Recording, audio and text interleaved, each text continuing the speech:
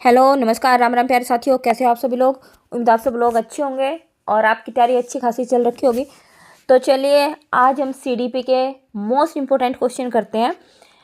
ठीक है, तो चलिए करते हैं start. Child development and pedagogy. देखिए आपका पहला क्वेश्चन क्या है। आनुवांशिकता और पर्यावरण की भूमिका के बारे में निम्नलिखित में से कौन सा कथन सत्य है। इंग्लिश में देखते हैं। Which one of the following statements is true about the role of heredity and environment. Heredity और एनवायरनमेंट के बारे में कौन सी चीज़ सच है। ठीक है, चार आपके पास ऑप्शन है, देखते हैं। पहला है विकास के कुछ पहलू आनुवांशिकता पर और कुछ अन्य पर्यावरण से अधिक प्रभावित होते हैं। बिल्कुल, जब हमने विकास का चैप्टर पढ़ा था तो हमने देखा था जो विकास होता है ना, वो विकास वो किन किन के योग से मिलके बना होता है। आनुवांशिकता और पर्यावरण दोनों का मिक्सअप जब होता है ना, तब हमारा विकास होता है। ठीक है, खाली आनुवांशिकता पर भी हमारा विकास नहीं होता और खाली अगर मैं पर्यावरण की बात करूँ तो सिर्फ पर्यावरण से भी हमारा विकास नहीं होता, बल्कि दोनों की अंतःक्रिया से, है ना। हमने पढ़ा था कि जो विकास होता है आनुवांशिकता और पर्यावरण की अंतःक्रिया से होता है। ठीक है, अगला नेक्स्ट देखते हैं इसमें ऑप्शन। बाकी एक बार पढ़ने आपको सारे ऑप्शन है। सेकंड देखते हैं। सीखने और प्रदर्शन करने की एक बच्चे की क्षमता जीनों द्वारा पूरी तरह से निर्धारित की जाती। जीनों द्वारा, इसका मतलब तो ये क्या बात कर रहा है, आनुवांशिकता की बात कर रहा है। और पूरी तरह से बिल्कुल कंप्लीटली हेरिडिटी पर डिपेंड होती है किसी बच्चे का डेवलपमेंट, बिल्कुल भी नहीं। जबकि हमने अभी बोला है कि अगर किसी बच्चे का विकास होगा तो आनुवांशिकता और पर्यावरण दोनों की अंतःक्रिया से, सिर्फ एक चीज़ पर नहीं होगा। अगला देखते हैं। अच्छी देखभाल और पौष्टिक आहार बच्चे के किसी भी जन्मजात विकार को दूर कर सकता है। नहीं, जो जन्मजात विकार होता है उसे दूर करना बहुत मुश्किल होता है और पौष्टिक आहार और अच्छी देखभाल से हम उसको दूर नहीं कर सकते हैं। अगला देखते हैं फोर्थ। पर्यावरण केवल बच्चे के भाषा विकास में महत्वपूर्ण भूमिका निभाता है। बिल्कुल ऐसा नहीं है। खाली भाषा विकास थोड़ी ना, बच्चे के शारीरिक विकास में भी, मानसिक विकास में भी। देखिए ना, आप जैसा बच्चे को पर्यावरण देंगे, जैसा बच्चे को आप एनवायरनमेंट देंगे, अगर आप उसको पढ़ने लिखने का अच्छा एनवायरनमेंट देंगे तो बच्चा अच्छा पढ़े लिखेगा। ठीक है, तो खाली भाषा विकास नहीं बल्कि शारीरिक विकास, मानसिक विकास, संवेगात्मक विकास, बहुत सारी चीज़ें हमारी पर्यावरण के ऊपर डिपेंड करती हैं। तो ये भी ऑप्शन हो गया आपका गलत, तो आपका आंसर होगा फर्स्ट, बिल्कुल ठीक। अगला सेकंड देखते हैं। देखिए क्या क्वेश्चन है। सेकंड, निम्नलिखित में से कौन सा कथन पियाजे के सिद्धांत के अनुसार कहा नहीं जा सकता। पियाजे का सिद्धांत अगर आपने नहीं देखा हो तो आप चैनल पर जाकर देख सकते हैं, बिल्कुल डीप मैंने पढ़ा रखा है। देख लेते हैं यहाँ पर। देखिए इंग्लिश में देखते हैं इसको। Which one of the following statement can not be attributed to Piaget's theory. पियाजे की थ्योरी के बारे में कौन सी बात सत्य नहीं है, कौन सी बात नहीं कहा जा सकता। पहला देखते हैं। विकास गुणात्मक चरणों में होता है। बिल्कुल, जो भी आपका विकास होता है वो आपको पता है ना, 4 स्टेजेज में होता है। ये स्टेजेस दे रखा है ना इंग्लिश में, देखो।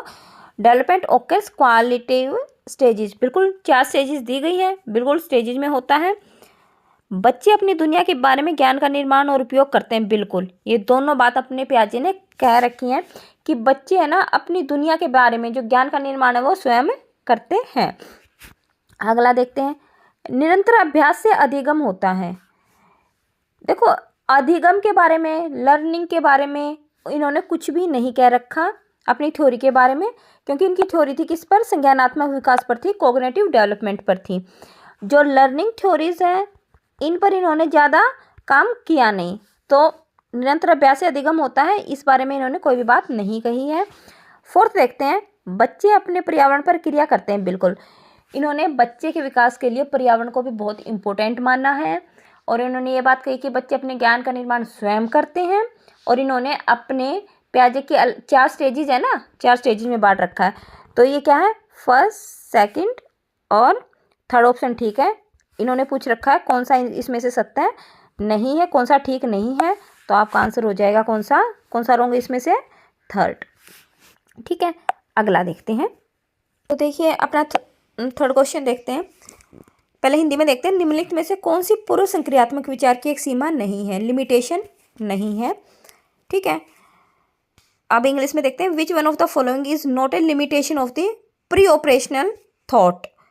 प्री ऑपरेशनल स्टेज आपने पढ़ी होगी जीन पियाजे में। बताइए प्री ऑपरेशनल स्टेज की जो एज होती है वो कितनी होती है? 2 से लेकर 7 साल तक होती है ना। तो देखिए 2 से 7 साल के बीच में बच्चा क्या क्या कर सकता है, कौन सी इसकी कमी है। पहली बात, पहला ऑप्शन पढ़ते हैं, ध्यान केंद्रित करने की प्रवृत्ति। 2 से 7 साल का बच्चा ध्यान केंद्रित करना सीखता ही नहीं है। 2 से 7 साल का बच्चा तो चंचल होता है, इधर उधर घूमता है ना। तो ये तो होती ही नहीं है पहली बात तो उसके अंदर प्रवृत्ति, तो ये तो हो गया कैंसल। अगला सेकंड ऑप्शन देखते हैं, प्रतीकात्मक विचार का विकास। प्रतीकात्मक यानी कि कोई भी सिंबल। अब जो 2 से 7 साल का बच्चा होता है या तो प्ले स्कूल में जाता है या नर्सरी में या केजी में हो जाता है, और वहाँ पर हम बच्चे को सिंबल सिखा देते हैं ना, कि जैसे ए फॉर एप्पल होता है ऐसे सिंबल सिखा देते हैं, कैसे कबूतर होता है, ठीक है। और ये कमी थोड़ी है, लिमिटेशन थोड़ी है, ये तो एक अच्छी बात है, ठीक है। ये सीमा नहीं है, सीमा थोड़ी है, लिमिटेशन थोड़ी है, कमी थोड़ी है, ये तो एक अच्छी बात है। अगला देखिए थर्ड ऑप्शन, अहम मान्यता, ईगोसेंट्रिक। ये तो एक कमी है बच्चे में कि हर चीज़ को अपने से रिलेट करके चलता है, अपने आप को केंद्र मानकर बच्चा हर चीज़ देखता है, तो एक लिमिटेशन हो गई, है ना। अनुक्रमीयता, इरिवर्सिबिलिटी, ये भी एक गुण थोड़ी है कि बच्चा क्या है, उसको पलटाव का गुण नहीं होता बच्चे में। इरिवर्सिबिलिटी का मतलब, अनुक्रमीयता का मतलब क्या होता है, पलटाव का गुण ही तो होता है। पलटाव का आप लोगों को पता होगा कि जैसे 2 से 7 साल के बच्चे को ये तो पता होता है कि 2 + 3 = में 5 होता है, लेकिन ये नहीं पता होता कि 5 ही हमारा किसके इक्वल होता है, 2 + 3 के। यानी कि इसको ये तो पता है कि ये चीज़ ये है, लेकिन ये नहीं पता कि 5 ही हमारा इन दोनों के जोड़ से बना है। तो पलटावी गुण नहीं होता, अनुक्रमिता गुण नहीं होता, तो ये तो एक कमी हो गई ना बच्चे में, ठीक है। तो ये भी हमारी कमी है, ये भी हमारी कमी है, और हमें कमी बतानी नहीं है, हमें लिमिटेशन बतानी नहीं है, हमें उसकी क्या एक अच्छाई बतानी है, लिमिटेशन जो ना हो। तो ये प्रतीकात्मक विचार का विकास होता है, एक अच्छी बात है, ये कमी नहीं है, एक अच्छी बात है। और ध्यान केंद्रित करने की प्रवृत्ति तो होती ही नहीं है इतने छोटे बच्चे में, है ना। वो तो खेल खेल में हर एक बच्चा चंचल पने में सीखता है। नेक्स्ट क्वेश्चन देखते हैं। तो देखिए नेक्स्ट क्वेश्चन, डैश के अलावा निम्नलिखित कारणों से खेल युवा बच्चों के विकास में एक महत्वपूर्ण भूमिका निभाता है। क्वेश्चन देखिए, डैश के अलावा, है ना, यानी कि एक्सेप्ट दिस, है ना, एक्सेप्ट कौन सी ऐसी चीज़ है कि उसको छोड़ के बाकी सारी चीज़ें राइट ऑप्शन में आपको मिलेंगी, ठीक है। तो देखते हैं फर्स्ट ऑप्शन अपना। देखो जो हम खेल खेलते हैं, तो पहली बात तो अगर कोई भी चीज़ हम करते हैं, कोई भी एक्टिविटी चाहे फिजिकल हो, मेंटली हो, कैसा भी हम करते हैं, तो हमारा ओवरऑल डेवलपमेंट करना हमारा मकसद होता है किसी भी टीचर का, ठीक है। तो देखिए फर्स्ट ऑप्शन है, वे अगर खेल रहे हैं बच्चे तो वे अपने शरीर पर निपुणता प्राप्त करते हैं। बिल्कुल, अगर बच्चा खेलेगा तो फिजिकल एक्टिविटी करेगा, उसका शरीर हष्ट पुष्ट होगा, बिल्कुल ठीक है। यह उनकी इंद्रियों को उत्तेजित करता है, यानी कि उसके सेंसेस को क्या करता है, स्टिमुलेट करता है। बिल्कुल, आप जब खेलते हो तो ऑटोमेटिक जो आपकी सेंसेस हैं वो क्या हो जाती हैं, उत्तेजित हो जाती हैं, है ना। और अगला देखते हैं, यह समय बिताने का एक सुखद तरीका है। ये तो एक टाइम पास की बात हो गई, है ना, कि it is just a pleasant way to spend time. हमें टाइम स्पेंड थोड़ी करना है, अगर हम कोई भी एक्टिविटी कर रहे हैं तो उसमें कहीं ना कहीं बच्चे का विकास होना चाहिए, ना कि टाइम पास या फिर ऐसा तरीका कि जिससे उसको एक अच्छा महसूस होगा। अच्छा महसूस होना चाहिए, लेकिन साथ के साथ उसका विकास भी होना चाहिए। तो ये लाइन आपकी रॉन्ग हो जाएगी, कौन से वाली, कि जो यह समय बिताने का एक सुखद तरीका है, हमें समय नहीं बिताना, हमें टाइम पास नहीं करना, ठीक है। अगला देखते हैं, वे नए कौशल हासिल करते हैं और सीखते हैं। बिल्कुल, जब भी कोई बच्चा खेलता है तो वो अलग अलग कौशल, जैसे नेतृत्व की उसमें भावना आ जाती है, सहयोग की भावना आ जाती है, तो अलग अलग कौशल सीखता है बच्चा। तो आपका जो इसमें रॉन्ग होगा वो आपका कौन सा हो जाएगा, थर्ड, और वही आपका आंसर हो जाएगा, ठीक है। क्योंकि इन्होंने क्या पूछा, डैश के अलावा, ठीक है। डैश के अलावा यानी कि जो रॉन्ग, एक गलत बात जो इन्होंने दी होगी, रॉन्ग बोल रखा होगा, वही आपका आंसर होगा। अगला देखते हैं, यहाँ पर जब भी आप क्वेश्चन करो ना, तो एक नहीं का, अलावा का, के अतिरिक्त का, इन शब्दों का आप ध्यान रखो। यहाँ पर बहुत क्वेश्चंस गलत हो जाते हैं बच्चों के ना। फिफ्थ क्वेश्चन देखते हैं, निम्नलिखित में से कौन सा प्रश्न बच्चों को गंभीर रूप से सोचने के लिए आमंत्रित करता है? इंग्लिश में देखते हैं, which one of the following questions invite children to think critically. Critically सोचने के लिए क्या करता है? आमंत्रित करता है बच्चों को। तो बताइए, क्रिटिकल थिंकिंग आप लोगों को पता होगी क्या होती है? तो देखिए, गंभीर रूप से सोचने का मतलब आप लोगों को क्रिटिकल थिंकिंग करनी है, यानी कि आपको आलोचनात्मक, एक तरीके से इसका ये मतलब होगा ना, आलोचनात्मक आप लोगों को थिंकिंग करनी है। तो देखिए, क्रिटिकल थिंकिंग में क्या होता है, आप किसी चीज़ का मूल्यांकन अच्छे से कर सकते हैं, उसका जजमेंट कर सकते हैं, है ना। एक ही चीज़ को कई तरीके से आप हल कर सकते हैं, अलग अलग उस पर अपना माइंड लगा सकते हैं, तो वो होती है ना आपकी क्रिटिकल थिंकिंग। तो देखिए, आपका ऑप्शन क्या है, बताइए इसमें से कौन सा ऐसा क्वेश्चन जो आपकी क्रिटिकल थिंकिंग को दर्शा रहा है? क्या आप इसका उत्तर जानते हैं? तो देखो, इसमें क्या क्रिटिकल थिंकिंग हो गया आपकी, इसमें आपने क्या दिमाग लगाया। अगर कोई आपसे पूछेगा क्या आप इसका उत्तर जानते हैं, तो आप जानते होंगे तो हाँ बोलेंगे, नहीं जानते तो ना बोलेंगे।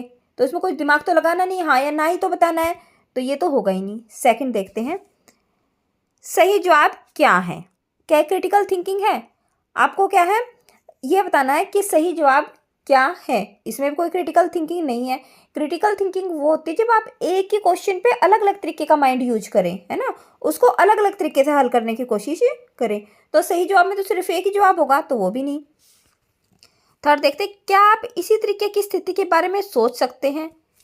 इसी तरीके की स्थिति यानी कि सिर्फ एक ही स्थिति में सोचना है, उसमें कोई क्रिटिकल थिंकिंग नहीं होती है। जब आपका आंसर एक ही हो ना, एक ही हो, तो वहां पर कोई भी आलोचनात्मक या क्रिटिकल थिंकिंग नहीं होती है ना।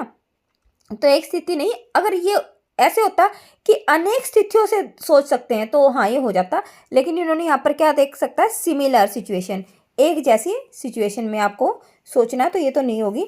अगला देखते हैं, विभिन्न तरीकों से हम इसे हल कर सकते हैं, बिल्कुल ये होगा।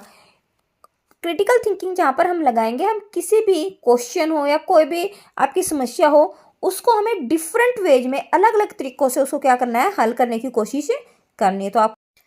तो देखिए, अपना नेक्स्ट क्वेश्चन हम देखते हैं, निम्नलिखित में से कौन सा विकल्प प्रगतिशील शिक्षा का सबसे अच्छा वर्णन करता है? प्रोग्रेसिव एजुकेशन के बारे में हमें बताना है। आप लोगों को पता है कि आजकल क्या प्रोग्रेसिव एजुकेशन ही चली हुई है। और क्या होता है अपनी प्रोग्रेसिव एजुकेशन में, प्रगतिशील शिक्षा में, कि बच्चों को हमें लर्निंग बाय डूइंग, करके सीखने पर हमें बच्चों पर बल देना है। ठीक है, तो देखते हैं आपके क्या क्या ऑप्शन हैं। इसमें से मैं वो बताना जो सबसे अच्छा वर्णन करता हो, जो सबसे अच्छा बताता हो कि हाँ ये प्रगतिशील शिक्षा है।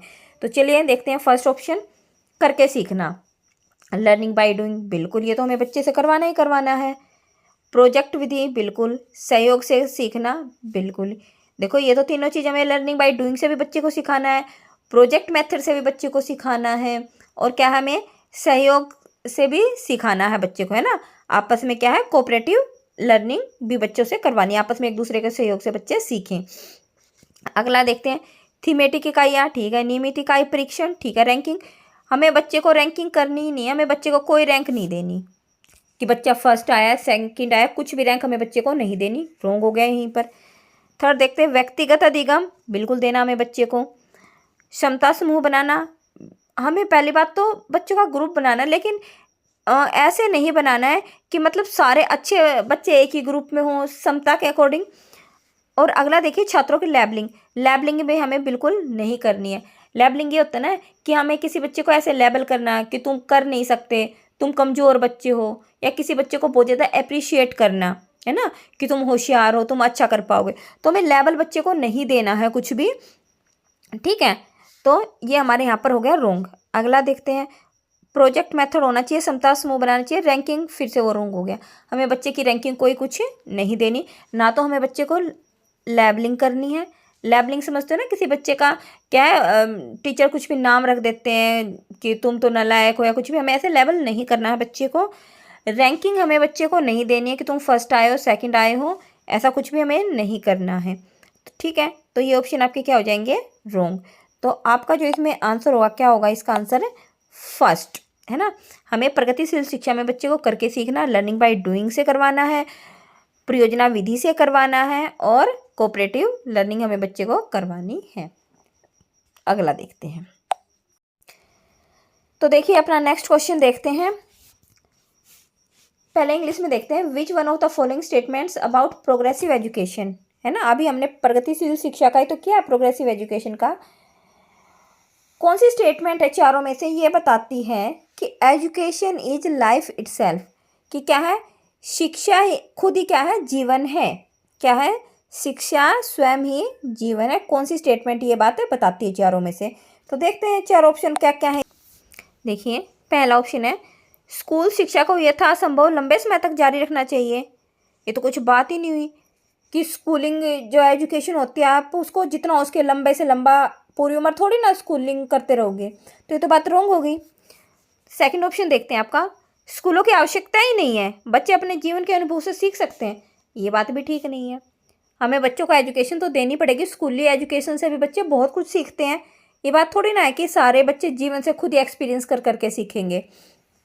अगला देखते हैं थर्ड, स्कूलों में शिक्षा सामाजिक और प्राकृतिक दुनिया को प्रतिबिंबित करे। ये बिल्कुल ठीक है। देखो जो भी हम स्कूली एजुकेशन बच्चों को देंगे, ठीक है, स्कूल में जो भी हम एजुकेशन देंगे वो कैसी होनी चाहिए, उसमें क्या है, एक तो बच्चों का सामाजिक विकास हो और एक नेचुरल, हम उसको नेचुरल वर्ल्ड दें, है ना, प्राकृतिक दुनिया उसको दें, ठीक है।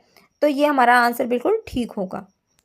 ताकि बच्चा प्राकृतिक दुनिया देने का मतलब क्या है, ताकि बच्चा अपने आप को प्रकृति से रिलेट करके शिक्षा ग्रहण करे, और बच्चे को क्या है, सामाजिक शिक्षा भी हमें देनी है।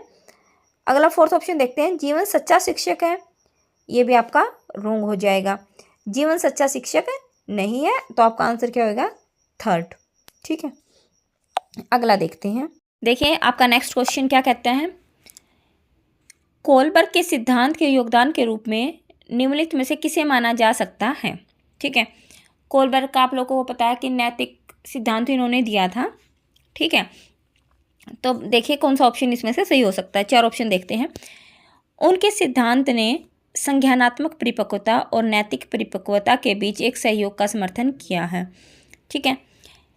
His theory has spotted an association between cognition maturity and moral maturity. देखो उन्होंने कॉग्निशन की भी बात की है अपनी नैतिकता में, है ना, क्योंकि जो उनकी जो थ्योरी, अगर आपने नहीं देखी हो तो चैनल पर पूरी अपलोड है। उनकी जो थ्योरी थी वो किस बेस पर थी, एज के अकॉर्डिंग बेस थी ना, है ना। तो जो थी, जैसे जैसे बच्चा मैच्योर हो रहा था, जैसे जैसे उसका संज्ञानात्मक परिपक्वता आ रही थी, वैसे उसके अंदर क्या नैतिकता की परिपक्वता भी आ रही थी। तो ये बात तो इन्होंने अपनी थ्योरी में कही है। नेक्स्ट ऑप्शन देखते हैं। इस सिद्धांत में विस्तृत परीक्षण प्रक्रियाएं हैं, यानी कि टेस्टिंग प्रोसीजर। नहीं, टेस्टिंग प्रोसीजर क्या, कुछ भी नहीं था। थर्ड देखते हैं, यह नैतिक तर्क और कार्रवाई के बीच एक स्पष्ट संबंध स्थापित करता है। क्या करता है, रिलेशन बता रहा है किस किस के बीच में, मोरल रीजनिंग एंड एक्शन के बीच में। देखो नैतिक तर्क और कार्रवाई के बीच में स्पष्ट संबंध स्थापित कर ही नहीं रहा, क्योंकि बच्चे क्या थे, आपने देखा होगा कोलबर्ग की थ्योरी के अकॉर्डिंग वो उसमें क्या थी, एक दुविधा थी, बिल्कुल क्लियर कुछ था ही नहीं, स्पष्ट कुछ था ही नहीं। वो जो था हिंज जो था वो क्या था, दुविधा में था एक तरीके से, है ना। तो बिल्कुल इसमें स्पष्टता तो थी ही नहीं, तो ये ऑप्शन भी हमारा गलत हो गया, स्पष्ट संबंध स्थापित नहीं कर रहा था। उनका विश्वास है कि बच्चे नैतिक दार्शनिक हैं, ठीक है, कि मोरल फ्लोस पर बच्चे बिल्कुल भी, ये बात उन्होंने बोली ही नहीं है, ठीक है। तो टेस्टिंग भी नहीं था, तो हमारा ऑप्शन क्या हो गया, फर्स्ट, कि उनके सिद्धांत ने जो आपकी संज्ञानात्मक परिपक्वता है और नैतिक परिपक्वता है, उनके बीच का एक सहयोग का समर्थन किया है, ठीक है। तो नेक्स्ट क्वेश्चन देखते हैं। और ये कोलबर्ग का जो सिद्धांत है इम्पोर्टेंट थ्योरी है, आप इसको चैनल पर जाकर देख सकते हैं, most and most important theory है ये। देखिए अगला क्वेश्चन देखते हैं।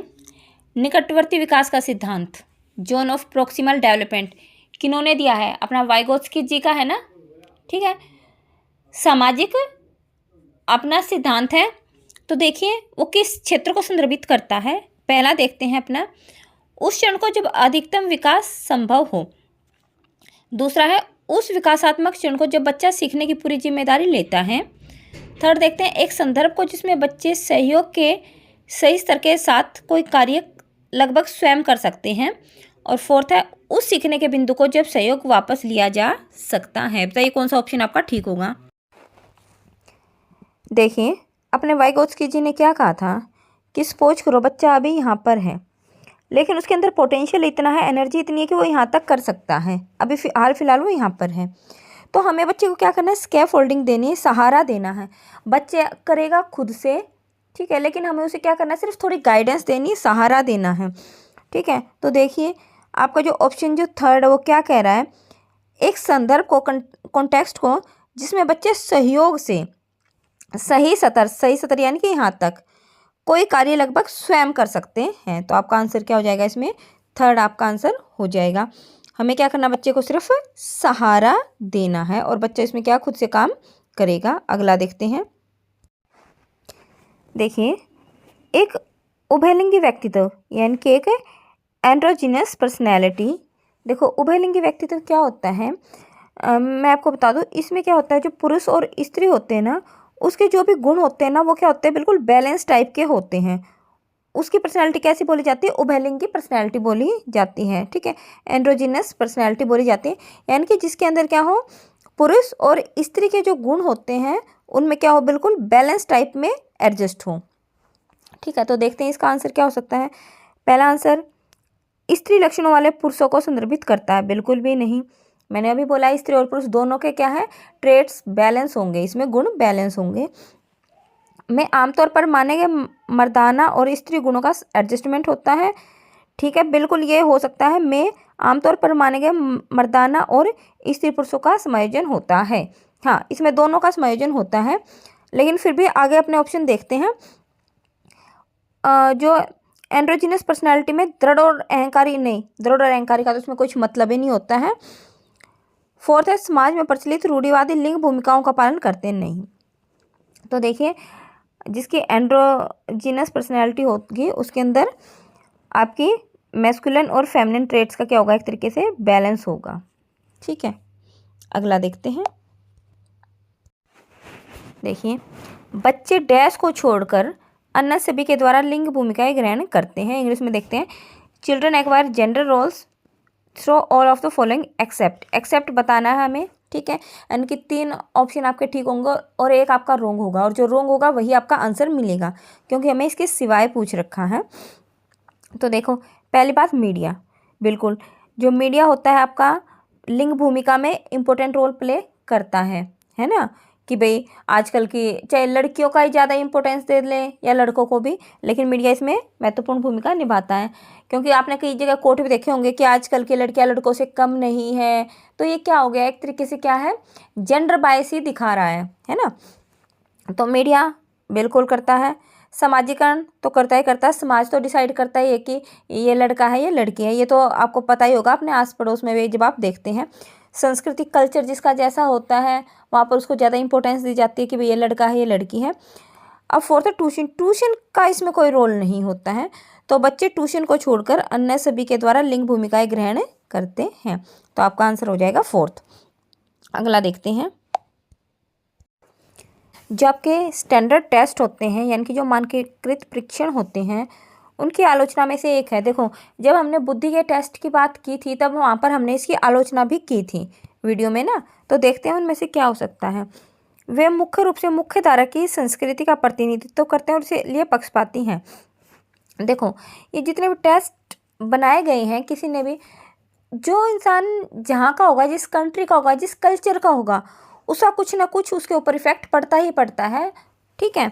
तो ये जो आपका पहला ऑप्शन है मुख्य रूप से मुख्य धारा की संस्कृति का प्रतिनिधित्व करते हैं।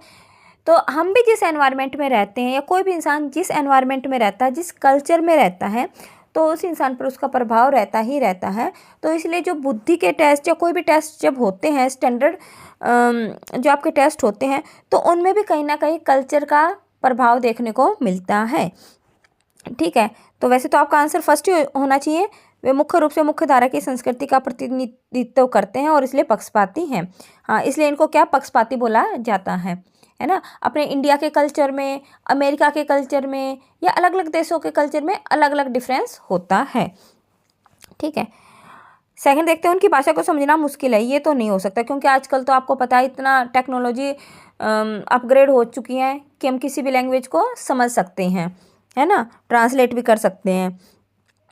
इतने सारे आजकल इंस्ट्रूमेंट आ चुके हैं। थर्ड देखते हैं, परीक्षण बड़ी आबादी पर लागू नहीं किया जा सकता। ये तो रोंग है। हम टेस्ट वही स्टैंडर्ड टेस्ट का मतलब ये होता है कि वो बहुत सारे आदमियों पर हो सके, ठीक है, ऐसा नहीं कि 2-4 आदमियों पर करना है, तो ये भी रोंग हो गया। वे बच्चे की क्षमता की स्पष्ट तस्वीर नहीं देते, ये भी रोंग है। तो आपका आंसर हो जाएगा इसका फर्स्ट। अगला देखते हैं। देखिए अगला क्वेश्चन क्या कहता है, मल्टीपल इंटेलिजेंस थ्योरी क्या होती है। एक अधिक बुद्धिमानी, नाम से पता चल रहा होगा एक से अधिक बुद्धि, और ये हमने मल्टीपल इंटेलिजेंस थ्योरी कर रखी है। क्या मतलब होता है, जहाँ पर एक से अधिक बुद्धि की बात की जाए, है ना। इसमें बता रखा कि बुद्धि अनेक प्रकार की हो सकती हैं। तो देखिए ऑप्शन में देखते हैं, पहला ऑप्शन देखते हैं, एकाधिक बुद्धिमानी यानी कि मल्टीपल इंटेलिजेंस थ्योरी का मतलब ये है बुद्धि तेजी से बढ़ाई जा सकती है, नहीं।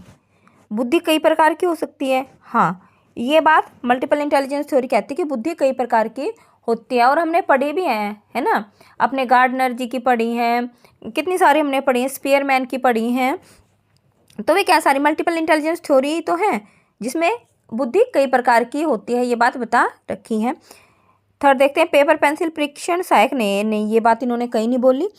प्रभावी अध्यापन के द्वारा बुद्धि बढ़ाई जा सकती है। देखो ये बात वैसे तो ठीक है कि प्रभावी अध्यापन के द्वारा बुद्धि बढ़ाई जा सकती है, लेकिन क्या बात है यहाँ पर इन्होंने मतलब जो पूछ रखा वो पूछ रखा मल्टीपल इंटेलिजेंस थ्योरी का। ये क्या कहती है, और इसका ये कहती है कि बुद्धि कई प्रकार की होती है, ठीक है। तो आपका आंसर क्या हो जाएगा, सेकंड आपका आंसर इसमें ठीक होगा। अगला देखते हैं। देखिए आपका 14th क्वेश्चन क्या कहता है, शिक्षक सीखने के लिए मूल्यांकन, यहाँ पर नोट करना, सीखने के लिए मूल्यांकन और सीखने के मूल्यांकन का उपयोग क्यों करता है। इंग्लिश में देखते हैं, teacher can utilize both assessment for learning, assessment for learning, ध्यान देना यहाँ पर फॉर बोल रही हूँ मैं, और असेसमेंट ऑफ लर्निंग। क्या मतलब होता है इनका ना, असेसमेंट फॉर लर्निंग और असेसमेंट ऑफ लर्निंग का मतलब क्या होता है। देखो फॉर होता है जहाँ पर हम बच्चे को कुछ क्रिएटिविटी बताएं, जैसे मान लें हम बच्चों को पढ़ा रहे हैं तो बीच बीच में हम क्या उसकी क्रिएटिविटी करवाते रहेंगे, ठीक है, ये अच्छा होता है असेसमेंट फॉर लर्निंग। जब हम बच्चे को पढ़ाते हैं तो बीच में हम कुछ ना कुछ रचनात्मक क्रियाएं करवाते रहते हैं, तो वो होता है असेसमेंट फॉर लर्निंग। और असेसमेंट ऑफ लर्निंग का मतलब क्या होता है, एक तरीके से आपके अंकों पर आधारित होता है, ग्रेड पर आधारित होता है। जैसे जब भी आप अपना क्लास पूरी करने वाले होते हो, नेक्स्ट क्लास में जाते हो, तो आपके लास्ट में एग्जाम होते हैं, तो एग्ज़ाम क्या करते हैं, आपका देखते हैं कि आपका उपलब्धि स्तर किस लेवल का है, ठीक है। तो ये ऑफ वाला जो असेसमेंट ऑफ लर्निंग होता है वो किस पर होता है, वो मोस्टली ग्रेडिंग सिस्टम होता है, नंबरिंग पर होता है ना। और जो फॉर लर्निंग होता है ना, ये जब हम बच्चे को पढ़ाते हैं तो हम साथ के साथ मूल्यांकन करते रहते हैं और बच्चे को कुछ ना कुछ क्रिएटिविटी करवाते रहते हैं, ये पढ़ाई के दौरान ही होता है। और ये जब हम सब कुछ करवा चुके होते हैं, बच्चे को पढ़ा चुके होते हैं, तो लास्ट में जो हम टेस्ट लेते हैं ना उसको बोलते हैं असेसमेंट ऑफ लर्निंग। तो इसमें ध्यान देना इम्पोर्टेंट है, ये पहले आ रखे हैं। तो देखिए teacher can utilize both assessment for learning, assessment for learning का मतलब क्या होता है, नो चिल्ड्रंस प्रोग्रेस, हाँ बच्चे की प्रोग्रेस का पता लगाना, and achievement level, and assessment of learning का मतलब होता है अचीवमेंट लेवल। देखो वैसे तो आंसर ये ठीक है कि हमें मूल्यांकन, सीखने के लिए मूल्यांकन क्या, बच्चे की प्रगति बताता रहता है, बच्चे की प्रोग्रेस बताता रहता है, ठीक है, कि हाँ बच्चा अभी किस प्रोग्रेस में है, हमें क्या क्या करवाना है बच्चे को। और सीखने का मूल्यांकन जो उसका अचीवमेंट लेवल है कि भाई हाँ इतना उसने अचीव कर लिया है, ये इसका मतलब होता है, ठीक है। लेकिन फिर भी हम ऑप्शन देखते हैं बाकी, बच्चे की सीखने की ज़रूरतों को जानने में और उसके अनुसार शिक्षण रणनीति का नहीं, ये कोई मतलब नहीं है, हम इसमें शिक्षण रणनीति का कोई इसमें इम्पोर्टेंट रोल नहीं है। मैंने आपको इसका मीनिंग बता दिया है कि अगर ये दो चीज़ आ जाए आपकी, असेसमेंट ऑफ लर्निंग, ये वाली फॉर लर्निंग आ जाए, तो उसका मतलब क्या होता है कि बच्चे की हमें क्या रेगुलर प्रोग्रेस चेक करनी है, ठीक है। एक तरीके से जो आपके ये होते हैं आपके हर महीने टेस्ट होते हैं यूटी वगैरह, तो किस लिए होते हैं, वो इसलिए होते हैं ताकि आपकी छोटी छोटी प्रोग्रेस को देखा जा सके और उसके अंदर क्या कुछ ना कुछ अगर कमी है तो उसको दूर किया जा सके। और असेसमेंट ऑफ लर्निंग जो आपको बिल्कुल लास्ट में, बिल्कुल क्लास के आखिर में जो आपके सालाना ईयरली जो आपके पेपर होते हैं उनको बोला जाता है ना। तो आपका होता है अचीवमेंट लेवल। तो फर्स्ट आंसर है, सेकंड रोंग है आपका, अभी मैंने पढ़ा। थर्ड देखते हैं, आवधिक अंतरालों पर बच्चे के प्रदर्शन का आकलन करने और उसके प्रदर्शन को प्रमाणित करने के लिए।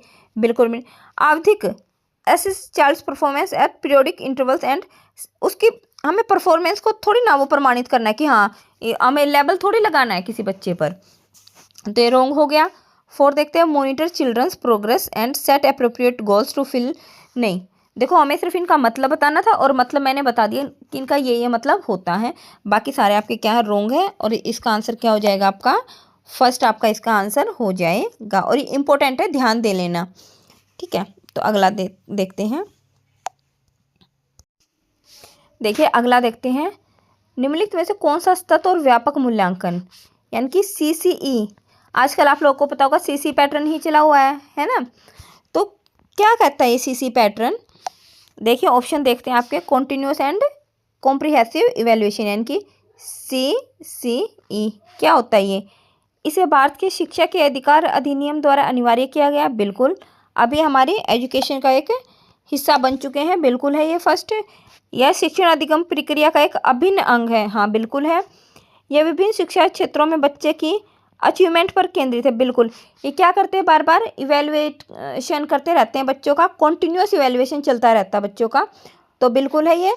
और लास्ट आपका देखते हैं, और 4th देखिए आपका, यह बच्चों को धीमे, खराब या बुद्धिमान के रूप में चिन्हित करता नहीं। CC पैटर्न ये नहीं करता है, और हमें नहीं का ही आंसर देना है। तो बाकी सारे आपके ठीक थे, 4th रॉन्ग था, और जो रॉन्ग है वही आपका क्या हो जाएगा, आंसर हो जाएगा, क्योंकि इन्होंने नहीं पूछा है। तो 4th आंसर इसका हो गया है। अगला देखते हैं, अगला देखिए, बच्चों में जो प्रतिभाशालीता होती है, देखो कोई बच्चा प्रतिभाशाली होगा वो 2 चीज़ों पर डिपेंड करता है। एक तो भाई उसकी हेरिडिटी कैसी रही है, भाई उसका जो है जीन्स कैसे रहे हैं उसके, और दूसरा वो कैसे उसके एटमॉस्फेयर में, वो कैसे कौन से एटमॉस्फेयर में वो पला बड़ा है ना। और ये क्वेश्चन कई बार आ चुका है कि जो भी बच्चा है वो प्रतिभाशाली होगा, 2 चीज़ों पर डिपेंड करेगा। एक तो भाई उसकी जो हेरिडिटी कैसी रही है, अनुवांशिकता कैसी रही है भाई, है ना। उनके जैसे बच्चा बहुत सारी चीज़ें अपने माँ बाप से ले लेता है या अपने फैमिली के बड़ों से, जैसे सेम वे जीन्स ट्रांसफ़र होते रहते हैं ना। तो एक तो अनुवांशिकता से और दूसरा वातावरण की, दोनों की अंतःक्रिया से बच्चा क्या करता है, प्रतिभाशाली बच्चा बनता है। और इसके बाकी ऑप्शन देखते हैं, एक संसाधन समृद्ध वातावरण, देखो वातावरण होना चाहिए, बिल्कुल मानते हैं, लेकिन उसके अंदर क्या है, थोड़ा पेरेंट्स का भी इन्वॉल्वमेंट रहता है कि पेरेंट्स के जीन्स कैसे थे। तो ठीक है, तो एक चीज़ पर हम टिक नहीं कर सकते, हमें दोनों की अंतःक्रिया चाहिए, ये रॉन्ग है। सफल माता पिता, नहीं ये तो कोई बात ही नहीं हुई। एक अनुशासित दिनचर्या, नहीं ये भी नहीं। अनुशासित दिनचर्या चाहिए, लेकिन देखो ऑप्शन है कहीं ना कहीं थोड़े थोड़े ठीक है, लेकिन जो दोनों की अंतःक्रिया होगी ना, खाली अगर अनुवांशिकता से ही बच्चों को क्या इंटेलिजेंस मिली है, प्रतिभाशालिता मिली है, तो ऐसा नहीं है अगर उसको वहाँ पर वातावरण नहीं मिला तो बच्चा क्या हो जाएगा, नहीं कर पाएगा इतने अच्छे से।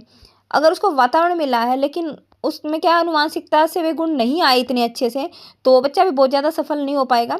तो दोनों की अंतःक्रिया से ही होता है, ठीक है। तो अगला देखते हैं, इसका आंसर होगा आपका फर्स्ट। अगला देखते हैं, देखिए नेक्स्ट क्वेश्चन आपका क्या कहता है, सामाजिक आर्थिक रूप से वंचित पृष्ठभूमि से आने वाले बच्चों को कक्षा के माहौल की आवश्यकता क्यों होती है। देखिए जिन बच्चों का सोशल इकोनॉमिकल थोड़ा बैकग्राउंड ठीक नहीं होता है, तो उन्हें कक्षा के माहौल की आवश्यकता क्यों होती है। 4 आपके पास ऑप्शन दिए गए हैं। पहला है उन्हें अच्छा व्यवहार सिखाता है, दूसरा उनके सांस्कृतिक और भाषाई ज्ञान को महत्व देता है तथा उनका उपयोग करता है, थर्ड है उनकी भाषा के उपयोग को हतोत्साहित करता है ताकि वो मुख्य धारा की भाषा सीख सकें, और 4th आपका कहता है बच्चों को उनकी क्षमताओं के आधार पर वर्गीकृत करता है। देखिए पहली बात तो जहाँ पर बच्चे को वर्गीकृत करना आ जाए, कैटेगरी में डिवाइड करना आ जाए, वो तो ऑप्शन रॉन्ग ही है। ये हमने नेगेटिव और पॉजिटिव टैग वर्ड में हम ऑलरेडी पढ़ चुके हैं। हतोत्साहित हमें करना ही नहीं, हम बच्चे को डिस्करेज थोड़ी कर सकते हैं, ये भी रॉन्ग है। 2 तो आपके हो गए आंसर बिल्कुल गलत। अब बचे 2 आंसर, इनमें से देखते हैं। उन्हें अच्छा व्यवहार सिखाता है, जो सामाजिक आर्थिक रूप से वंचित बच्चे होंगे उन्हें कक्षा का माहौल क्या अच्छा व्यवहार सिखाता है, हाँ हो सकता है, लेकिन सेकंड देखते हैं इसमें, उनके सांस्कृतिक और भाषाई ज्ञान को महत्व देता है तथा उन्हें उनका उपयोग करता है। ये बिल्कुल ठीक आंसर होगा। क्यों होगा? देखिए, जो भी बच्चा है आर्थिक रूप से कमज़ोर है, सामाजिक रूप से उसकी पृष्ठभूमि अच्छी नहीं है, वहाँ पर अगर उसकी संस्कृति को, भाषा को अगर महत्व मिल रहा है, इम्पोर्टेंस मिल रही है, तो बच्चे को क्या होगा, इससे कॉन्फिडेंस आएगा। और बच्चे में जब कॉन्फिडेंस आएगा तो उसके अंदर डेवलपमेंट अच्छा होगा और वो उनका क्या करेगा, उपयोग करेगा। तो आपका आंसर हो जाएगा बिल्कुल सेकंड, आपका आंसर होगा। ठीक है, ठीक है, क्योंकि हमें क्या, बच्चे के अगर कोई भी किसी भी पृष्ठभूमि से बच्चा आता है तो हमें उसकी भाषा को हमेशा महत्व देना है। ठीक है, तो आपका आंसर हमेशा सेकंड रहेगा। तो नेक्स्ट क्वेश्चन देखते हैं। कक्षा में सृजनात्मकता यानी कि क्रिएटिव और प्रतिभाशाली कौन से होते हैं? जो टैलेंटेड बच्चे होते हैं के लिए आवश्यक हस्तक्षेप निर्भर करता है। इंग्लिश में देखते हैं, the intervention needed for creative and talented children in 3 classroom rests on. तो आपके पास 4 ऑप्शन हैं। क्रिएटिव बच्चे होते हैं, जो इंटेलिजेंट बच्चे होते हैं। पहली बात तो वाइगोत्स्की जी ने भी ये बात कही है कि हमें बच्चे को सिर्फ क्या, स्कैफोल्डिंग देना, सिर्फ सहारा देना, हमें उन्हें डायरेक्शन देनी है। ठीक है, तो जब टीचर उसके अंदर हस्तक्षेप करेगा तो क्या कैसा होना चाहिए, वो जो माहौल होगा कैसा होना चाहिए, शिक्षक द्वारा अनुकूलित तो होना चाहिए और प्रेरक निर्देशन तरीकों के उपयोग पर होना चाहिए। इंग्लिश में देखते हैं, use of customize and stimulating instruction method by the teacher. वैसे तो ये बिल्कुल ठीक है कि हमें क्या करना चाहिए, शिक्षक को एक अनुकूलित, जैसा बच्चे की क्रिएटिविटी है, जैसा बच्चा इंटेलिजेंट है, उसके अनुकूल हमें बच्चे को माहौल देना है और हमें उन्हें डायरेक्शन देनी है। ठीक है, बाकी का ऑप्शन देखते हैं। उन्हें अतिरिक्त समय दिया जाना चाहिए, नहीं, ये कोई बात नहीं हुई। उनके प्रति स्नेही, नहीं, ये भी नहीं। उन्हें अन्य बच्चे को पढ़ाने की जिम्मेदारी देनी चाहिए, नहीं। बल्कि अगर कोई बच्चा क्रिएटिव है, इंटेलिजेंट है, तो शिक्षक को क्या करना है, जिस भी फील्ड में वो क्रिएटिव है उसके अनुसार, उसके अनुकूल उन्हें वातावरण देना है और उन्हें डायरेक्शन देनी है। ठीक है, तो आपका आंसर कौन सा हो जाएगा, फर्स्ट आपका राइट आंसर हो जाएगा। अगला देखते हैं। देखिए, अति संवेदनशील बच्चों को सिखाने में मदद करने के लिए निम्नलिखित में से कौन सा तरीका सही नहीं है। ठीक है, which of the following ways is not a suitable way to help hyperactive children.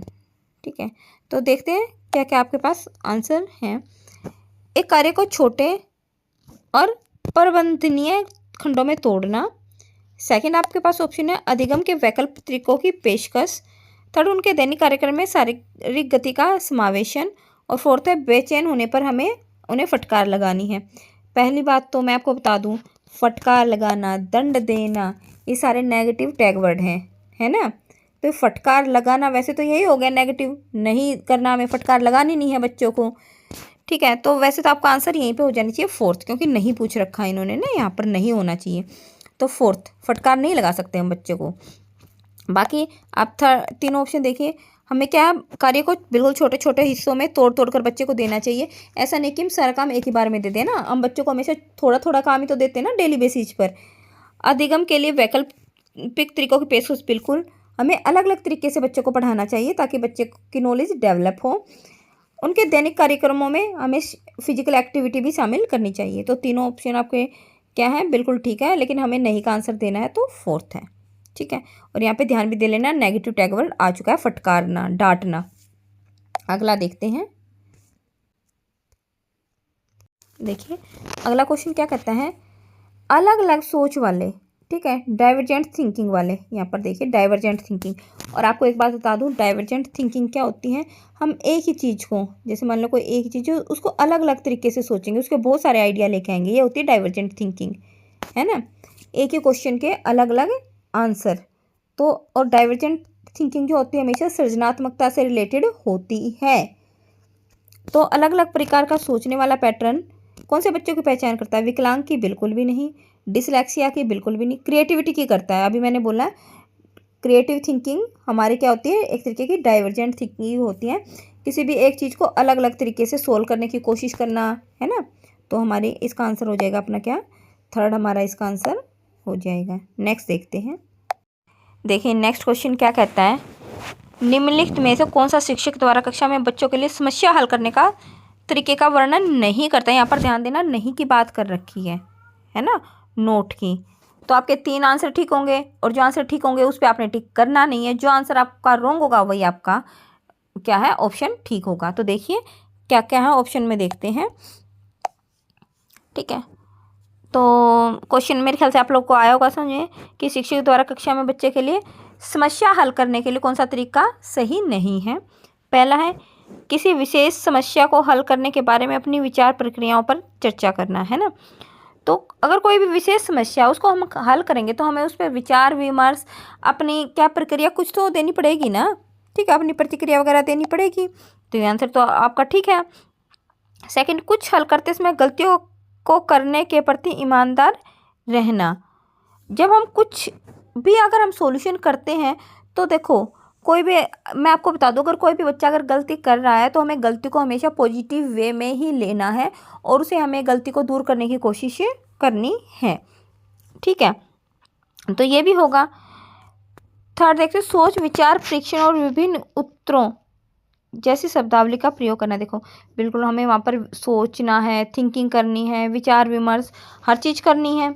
ठीक है, फोर्थ देखते हैं, अभिसरण कन्वर्जेंट थिंकिंग वो होती है जहाँ पर हम एक क्वेश्चन का सिर्फ आंसर रटवा देते हैं। अभिसरण जो हमारी सोच होती है, जो कन्वर्जेंट जो हमारी थिंकिंग होती है, उसमें हम सीधा क्वेश्चंस को रटवाते हैं। तो और वो जो रट्टू तोते वाले जो क्वेश्चन होते हैं वो हमें बच्चे को नहीं करवाने हैं। ठीक है, वो बच्चे की थिंकिंग को डेवलप नहीं करते हैं। तो बाकी आपके 3 ऑप्शन ठीक है और जो आपका ऑप्शन नहीं पूछ रखा है, नहीं के लिए हमारा क्या आ जाएगा, फोर्थ आंसर आपका ठीक होगा। तो इसका आंसर आपका होगा फोर्थ। अगला देखते हैं, निम्नलिखित में से कौन सा एक संवेग है। देखो संवेग का मैंने ऑलरेडी वीडियो डाल रखा है चैनल पर, तो अगर आप वहाँ पर जाकर देखोगे तो देखो, विच one of the following is an emotion. ठीक है, इसमें से कौन सा एक इमोशन है। स्मृति कोई इमोशन नहीं है। डर जो फियर होता है, फियर इमोशन है। आप जाकर देखना वीडियो पर, जो अपने मैकडूगल के इमोशंस का वीडियो आपको मिलेगा। तो डर उसमें क्या, एक संवेग है, एक इमोशन है। ध्यान कोई इमोशन नहीं है, उत्तेजना नहीं है। तो इसमें आपका आंसर क्या हो जाएगा, सेकंड वाला आपका आंसर इसमें ठीक होगा, डर। अगला नेक्स्ट क्वेश्चन देखते हैं। देखिए नेक्स्ट क्वेश्चन, एक 3 साल का बच्चा है। ठीक है, वह दूध बूथ पर जाता है और कहता है कि एक मशीन क्या है, दूध का उत्पादन करती है। तो ये बात क्या दिखा रहा है, बच्चे की समझ का सबसे अच्छा स्पष्टीकरण बताइए कि बच्चे की समझ कैसी थी। पहला, बच्चे को दुनिया का बहुत सीमित ज्ञान है। देखो यहाँ पर क्या है, दूध की बात हो रही है कि वो दुकान पर गया, दूध बूथ पर गया और वहाँ से दूध लेकर आया और उसने देखा कि जो दूध है वो मशीन से बनता है। ठीक है, तो इसमें दुनिया का, पूरी दुनिया की तो यहाँ पर कुछ बात ही नहीं हो रही है। तो जो आपका ये ऑप्शन हो जाएगा फर्स्ट, तो ऑलरेडी रॉन्ग। सेकंड, बच्चे का जवाब दूध बूथ से दूध खरीदने के अपने अनुभव पर आधारित है। हाँ, बच्चा वहाँ पर दूध खरीदने गया है और बच्चे को ऐसा लगा कि शायद वहाँ पर दूध का जो बूथ है, दूध की जो दुकान है, वहाँ पर क्या है, मशीन्स लगी हुई हैं और वहाँ पर मशीन से दूध बनता है। तो ये उसका एक्सपीरियंस रहा है, अनुभव रहा है, तो इसलिए बच्चे ने ये बात कही है। तो सेकंड बिल्कुल आपका हो जाएगा। बच्चों ने गाय कभी नहीं देखी, ये बिल्कुल रॉन्ग है। बच्चे का परिवार बच्चे को प्रेरक वातावरण प्रदान नहीं करता, ये भी बात गलत है। तो बच्चे ने ये बात बोली है, वो सिर्फ ये बात सोचकर बोली है कि हम जब भी दूध लेना होता है हम दूध बूथ पर जाते हैं तो वहाँ पर हो सकता है कुछ मशीन्स लगी हों, उसको ऐसा अनुभव हुआ है। ठीक है, तो इसका आंसर क्या हो जाएगा आपका, सेकंड आपका आंसर बिल्कुल राइट। अगला देखते हैं, नेक्स्ट क्वेश्चन देखते हैं, निम्नलिखित में से कौन सा शिक्षक की भूमिका का सबसे अच्छा वर्णन करता है। आपको पता है आज के टाइम में जो टीचर्स का जो रोल है वो क्या है, सुविधादाता, फैसिलेटर के रूप में आजकल टीचर को हम लेते हैं, है ना, फैसिलेटर, सुविधादाता। तो हमें जो सबसे अच्छा शिक्षक की भूमिकाओं का वर्णन करता है उस पर टिक करना है। ठीक है, कक्षा में शिक्षक की सबसे महत्वपूर्ण भूमिका अनुशासन को बनाए रखना है। नहीं, देखो अनुशासन को बनाए रखना है, लेकिन उन्होंने पूछा हुआ ना कि जो सबसे अच्छा वर्णन करता है शिक्षक के बारे में वो बताना है। और मैंने आपको बताया कि आज के टाइम में जो टीचर का जो रोल है वो किसका है, फैसिलिटेटर का है, सुविधादाता का है। तो एक शिक्षक को निर्धारित पाठ्य पुस्तक का पालन करना चाहिए। नहीं। थर्ड, पाठ्यक्रम को समय पर पूरा करने के साथ साथ दोहराने के लिए पर्याप्त समय देना। नहीं। ठीक है, ये क्या हो गई, ये पहले के टाइम में ये सारी चीज़ें मायने रखती थी टीचर के लिए, लेकिन जो आजकल जो टीचर का मेन रोल वो है क्रिएटिंग ए रिलैक्स स्पेस, एक आराम के लिए जगह बनाना, मतलब बच्चों को क्या है, इस तरीके का एनवायरनमेंट देना, बच्चे को आराम के लिए जगह बनाना जहाँ बच्चे संवाद और पूछताछ के माध्यम से सीखते हैं, जहाँ पर बच्चे क्या करेंगे, एक दूसरे से बात करेंगे, एक दूसरे से पूछेंगे, सवाल जवाब करेंगे, तब बच्चे सीखेंगे, है ना। तो इसका आंसर आपका हो जाएगा 4th, है ना।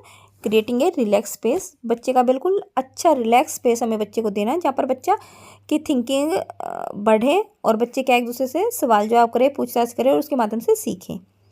अगला देखते हैं, चलिए नेक्स्ट देखते हैं अपना अगला कहता है, क्या कहता है अपना क्वेश्चन,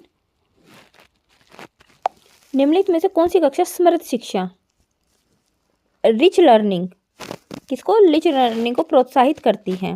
पहले ऑप्शन देखते हैं, वह कक्षा जिसमें प्रदर्शित विभिन्न प्रकार की जितनी भी सामग्री हैं बच्चों की पहुंच से दूर रखें ताकि सामग्री लंबे समय तक चले। देखिए, अगर हम सामग्री को बच्चों की पहुंच से दूर रखेंगे तो बच्चे सीखेंगे ही क्या, है ना। सामग्री है वो बच्चों के लिए ही है, तो ये बात तो होगी रोंग आपकी। सेकंड देखते हैं, वह कक्षा जिसमें खुली गतिविधि कोने हो और विभिन्न प्रकार के बाल साहित्य खुली ताक सेल्फ में रखी हों जो दिन के किसी भी समय प्राप्त की जा सकें। तो देखिए हमें जितनी भी ओपन एक्टिविटी हैं वो क्या है, बिल्कुल ओपन एक्टिविटीज़ में अंदर होनी चाहिए, और जितने भी बाल साहित्य हैं वो क्या है, एक खुली सेल्फ में होनी चाहिए ताकि बच्चों को जब भी ज़रूरत हो वो वहाँ से ले सकें, है ना, जब भी बच्चों को नीड हो।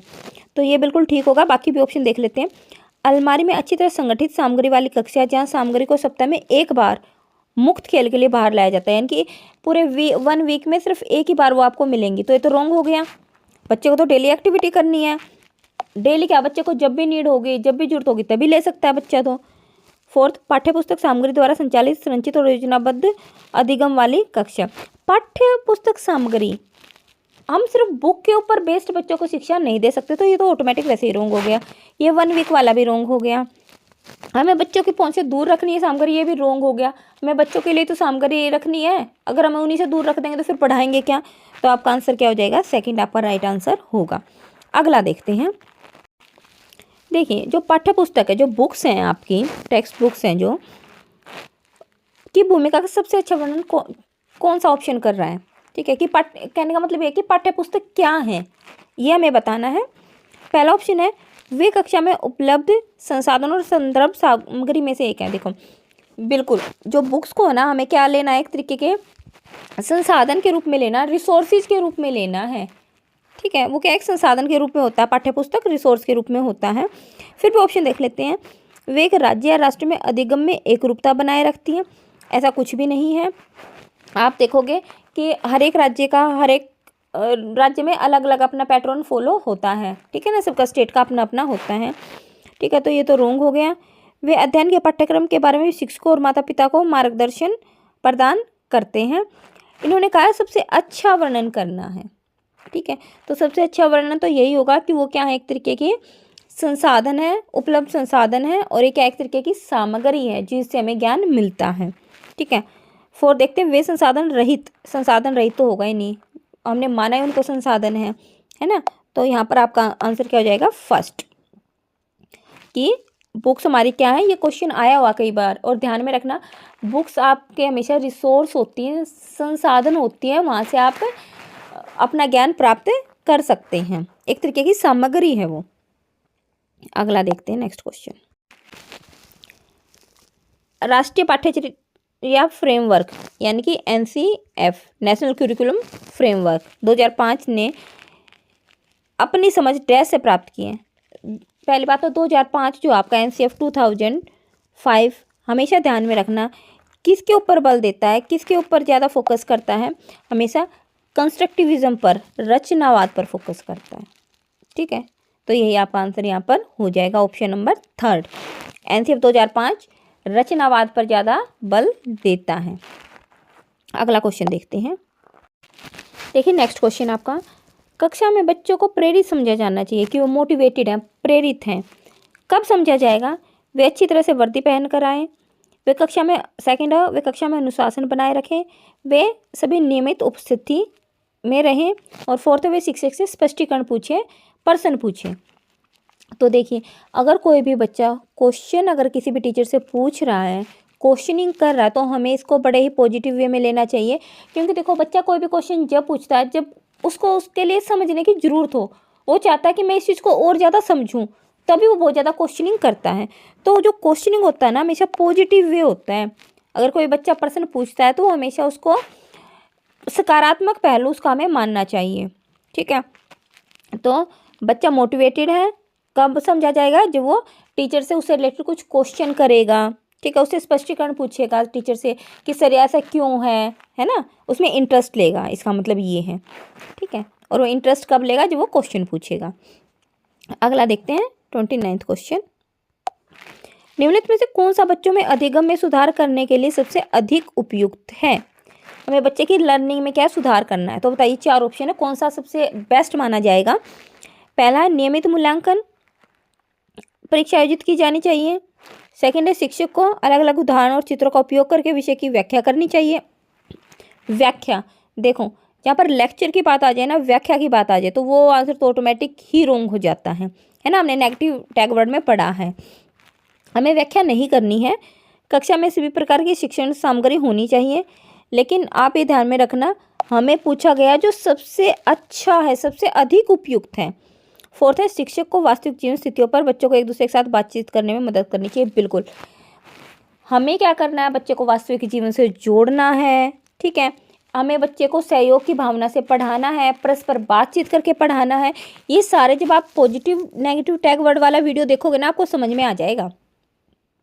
ठीक है, तो इसका आंसर क्या होगा आपका 4th। अगला देखते हैं। देखिए अनुशासन जो अधिगम वातावरण में एक महत्वपूर्ण भूमिका निभाता है। देखो, डिसिप्लिन जरूरी तो है, अगर हमें लर्निंग करनी तो डिसिप्लिन जरूरी है। वो किस तरीके से मदद करता है पढ़ने में? देखो, डिसिप्लिन जो है वो बच्चों को पढ़ने में कैसे मदद करेगा। आपके पास 4 ऑप्शन है। ठीक है, पहला है बच्चों को अपनी शिक्षा को विनियमित यानी कि एक तरीके से रेगुलेट करने में, कि बच्चा रेगुलर पढ़े। डिसिप्लिन से क्या बच्चा रेगुलर पढ़ेगा ना। और मॉनिटर करने में, अपनी खुद की लर्निंग को ही, अपने खुद के अधिगम को ही मॉनिटर करने के लिए। सेकंड ऑप्शन देखते हैं, चुप्पी साधे रखने के लिए। नहीं, हम डिसिप्लिन इसलिए नहीं रखते कि बच्चे सारे चुपचाप होकर बैठे रहें, नहीं, ये रोंग है। शिक्षकों को निर्देशित देने में, शिक्षकों का कोई मतलब ही नहीं है लर्निंग में, हमें सिर्फ बच्चों पर ध्यान केंद्रित करना, बाल केंद्रित शिक्षा होनी चाहिए। बच्चों को रट कर याद करने में रटाना हमें है ही नहीं बच्चों को, तो ऑप्शन आपका हो गया फर्स्ट। अगर अनुशासन है तो उससे बच्चे क्या होंगे, अपने आप को रेगुलेट करेंगे, रेगुलर वे में अपना काम करेंगे और खुद के अपने पढ़े हुए को क्या मॉनिटर करेंगे। ठीक है, तो इसका आंसर हो गया फर्स्ट। तो देखिए आपके कितने आंसर ठीक थे। ठीक है, आप कमेंट सेक्शन में लिख के बताना आपके कितने आंसर ठीक मिले हैं।